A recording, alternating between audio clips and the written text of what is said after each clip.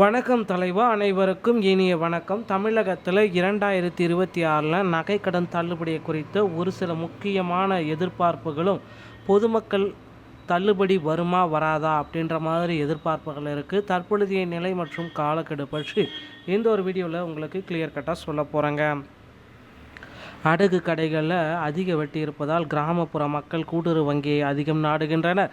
தமிழகத்தில் 2 மாதத்தில் சட்டப்பேரவை தேர்தல் நடைபெற உள்ள நிலையில் கடந்த தேர்தலைப் போல இந்த முறையும் கடன் தள்ளுபடி அறிவிப்புகள் வரும் என்ற மக்கள் எதிர்பார்க்கின்றனர். அதிமுக மாற்றுத்திறனாளிகள் சிறுபான்மையினருக்கு தள்ளுபடி வாக்குறுதி அளித்த நிலையில் திமுகவும் புதிய தள்ளுபடி வாக்குறுதிகளை தயாரித்து வருவதாக தகவல்கள் வெந்த வண்ணம் இருக்குது.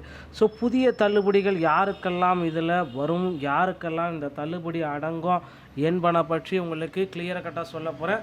தள்ளுபடிக்கான தகுதிகள் அப்படின்னு நம்ம பார்க்குறப்ப 5 சவரன் வரை நகை தள்ளுபடியை கொடுக்கலாம். வங்கிகளில் 5 சவரனுக்கு உள்ளாக வைக்கப்பட்டுள்ள நகை கடன்கள் அனைத்துமே இந்த தள்ளுபடி திட்டத்தின் கீழ் வரும். ஸோ இது பார்த்திங்கன்னா கண்டிப்பாக வரும். விவசாய கடனும் இதில் தள்ளுபடி பண்ண போகிறாங்க. நகை கடனுடன் சேர்த்து விவசாயிகளுக்காக பெறப்பட்ட பயிர் கடன்களும் தள்ளுபடி செய்ய உள்ளதாக தகவல்கள் வந்திருக்கு.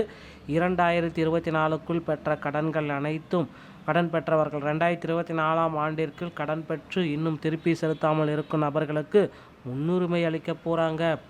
ஸோ பயன்பெறும் வங்கிகள் அப்படின்னு நம்ம பார்க்குறப்ப கூட்டுறவு வங்கிகள் முதல் கட்டமாக இருக்குது. மத்திய கூட்டுறவு வங்கிகள், தொடக்க வேளாண்மை கூட்டுறவு கடன் சங்கங்கள் மற்றும் நகர்ப்புற கூட்டுறவு வங்கிகள் இதில் அடங்கும்.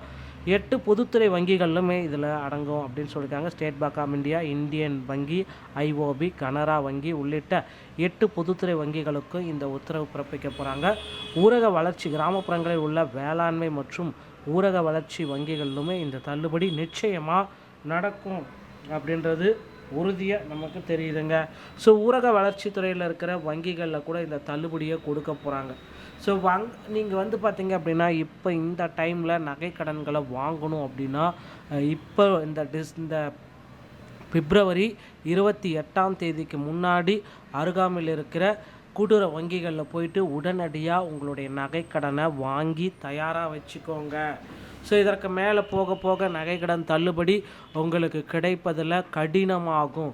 ஸோ தள்ளுபடி கிடைத்தாலும் உங்களுக்கு இது கடன்கள் கிடைத்தாலும் தள்ளுபடி கிடைப்பதற்கு உங்களுடைய பட்டியலில் பெயர்கள் விடுபட்டு விடலாம்.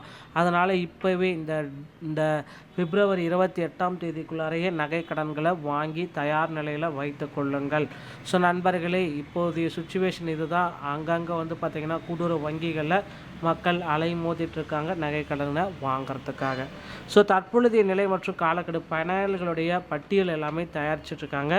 தகுதியான கடனாளிகள் மற்றும் விவரங்களை சேர்க்க வங்கிகளுக்கு மின்னஞ்சல் மூலம் அறிவுறுத்தப்பட்டு பட்டியல் தயாராகிட்டுருக்கு.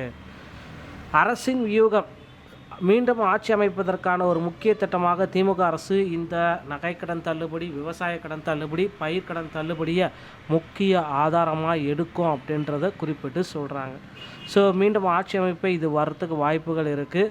ஸோ ஜனவரிலேயே இந்த அறிவிப்பு வெளியாகும் அப்படின்றதுனால இப்போ பார்த்திங்கன்னா இப்போ நம்ம பிப்ரவரி இறுதியை நெருங்கி கொண்டிருக்கோம். தேர்தல் தேதிகள் அறிவிக்கப்பட்டால் இந்த தள்ளுபடி அதன் பிறகு இருக்க வாய்ப்பே இல்லை.